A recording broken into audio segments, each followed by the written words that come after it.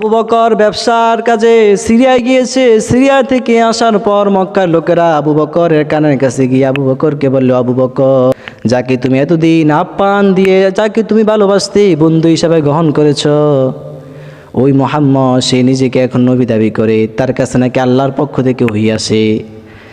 এ কথা যখন আবু বকর শুনতে পেল, আবু বকর মক্কার কাফেরদেরকে ডেকে বললেন, ও মক্কা লোকেরা, এই কথা কি আমার বন্ধু মুহাম্মদ সাল্লাল্লাহু আলাইহি ওয়াসাল্লাম তার জবান থেকে বলেছে? তখন মক্কার লোকেরা বলল, হ্যাঁ অবশ্যই, তুমি যদি শুনতে চাও চলো আমাদের সাথে।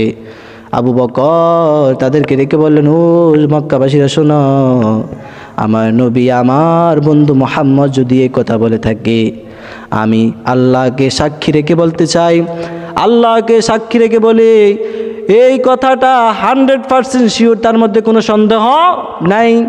কারণ আমি তার সাথে চলাফেরা করেছি, তার সাথে আমার শৈশবকাল থেকে শুরু করে এই পর্যন্ত তার সাথে আমি চলেছি, তার জীবনে কোনো মিথ্যা রেকর্ড আমি খুঁজে পাই নাই, সে কখনো মিথ্যা কথা বলে নাই।